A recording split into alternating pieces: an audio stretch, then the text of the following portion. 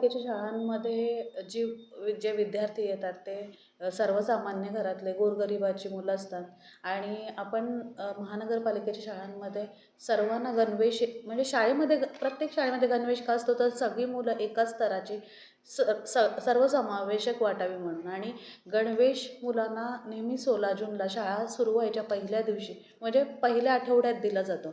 आता ज्या पद्धतीने तो ठराव आणलेला त्या पद्धतीने महिला बचत गटांना ते काम द्यावं असं त्याच्यात होतं. पण म्हणजे महिला सक्षमीकरण जे आपण म्हणतो आणि मी नेहमी म्हणते की महिला कधी सक्षम होतील जेव्हा ते आर्थिकदृष्ट्या स्वावलंबी होतील. आणि खऱ्या अर्थाने महिलांना अशा पद्धतीचं काम दिलं तर महिला नक्कीच सक्षम होतील.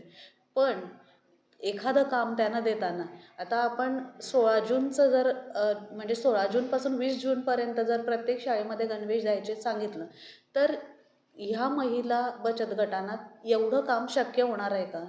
तर हे समजण्यासारखी गोष्ट आहे. मशीनचा स्पीड आणि माणसाचा स्पीड. आणि महिला बचत गटामध्ये कुठल्या महिला असतात? सर्वसामान्य महिला ज्या आपलं घर सांभाळतात म्हणजे आपल्या परिवाराचं सगळं सांभाळतात आणि 2 तास 3 तास त्या वेळ देतात दुसरं इतर काम करायला, कारण त्यांना त्यांच्या संसाराला हातभार पाहिजे असतो म्हणून.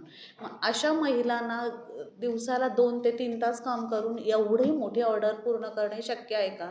कारण आत्ता जर आपण एखाद्या कंपनीचं जरी विचार केला, एखाद्या म्हणजे टेक्स्टाईल कंपनीकडे जरी गेलो तरी एवढ्या कमी वेळात म्हणजे आत्ता आपली जी प्रोसेस आहे त्याच्या पद्धतीने की निविदा काढा ते मंजूर सगळं होईपर्यंत एवढा वेळ निघून जाईल की शक्यच नाही आहे 16 जूनपर्यंत कपडे देणे. आणि त्यांनी सांगितलेलं की 2 वर्षासाठी हे करणार आहोत. मग महिलांना हे शक्यच होणार नाही आहे. मी एक महिला आहे, मला समजते माझी कॅपॅसिटी. कितीही आपण प्रयत्न केला तरी घरचं सगळं काम उरकून 8-8, 10-10 तास कुठलीच महिला काम करू शकत नाही. आणि एवढी मोठी ऑर्डर करणे हे नक्कीच शक्य होणार आहे. म्हणजे काही सदस्यांनी तसा प्रयत्न केला की महिला बचत गटांच्या विरुद्ध बोललं जाते का, महिलांच्या विरुद्ध बोललं जाते का, विरोधी पक्षातून सावरण्याचा प्रयत्न केला की आम्ही तसं बोलत नाही. पण महिलांच्या विरुद्ध कधी बोललं जाणारच नाही. कारण मी स्वतः एक महिला आहे. महिला महापौर तिथं बसलेले असताना कुठल्या महिलांना काही काम देऊ नका असं मी बोलणारच नाही. आम्ही महिलांना काम मिळावं म्हणून प्रयत्न करतो आहे. नवीन नवीन प्रोजेक्ट्स महिलांसाठी कसे आणता येतील ते प्रयत्न करतो आहे. आपला परिवहनचा उपक्रम आम्ही आत्ताच महिलांसाठी आणला.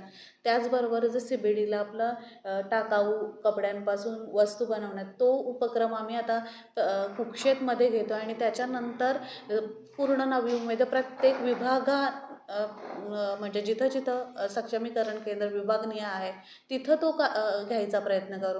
आणि त्याच लखपती दीदी योजनेअंतर्गत जास्तीत जास्त महिलांना कसं काम मिळेल घरच्या घरी बसून त्यासाठीही प्रयत्न सुरू आहेत. मग असं असताना एक टेलरिंगचं काम जे बऱ्याच महिला ते काम जाणतात तर ते देण्याचं, कारण कसं एक तर अजूनपर्यंत पालिकेच्या माध्यमातून कपड्याचं सिलेक्शन नाही आहे. म्हणजे कपडे जे शिवायला आता एखाद्या टेक्स्टाईल कंपनीकडे दिलं तर ते एका दिवसात ते सिलेक्शन सगळं करतील.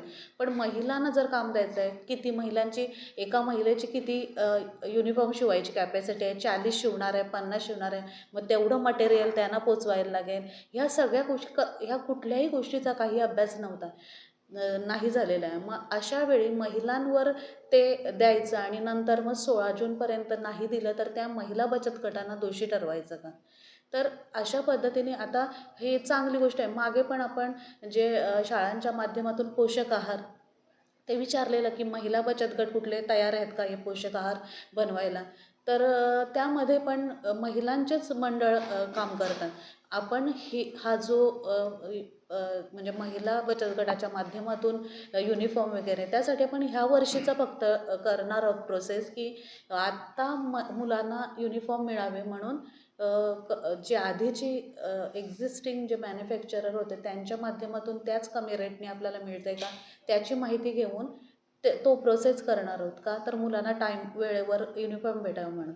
आणि महिला बचत गटाचा राहिला विषय तर त्यासाठी आपण एकाच वर्षीचे घेतलं. पुढच्या वर्षी हीच गोष्ट आपण जर म्हणजे आधीच सुरू केली नोव्हेंबर डिसेंबरपासूनच की महिलांना 5 ते 6 महिन्याचा वेळ दिला तर त्या करू शकतात. आणि ह्यात 114 बचत गट काहीतरी त्यांनी घेतले आहेत. आपल्या नवी मुंबई महानगरपालिकेमध्ये 5,000हून अधिक बचत गट आहेत आणि प्रत्येक बचत गटातल्या म्हणजे आता आमच्या प्रभागातच जे बचत गट आहेत मला माहीत आहे, प्रत्येक बचत गटात कमीत कमी 5 ते 6 महिला टेलरिंगचं काम जाणतात.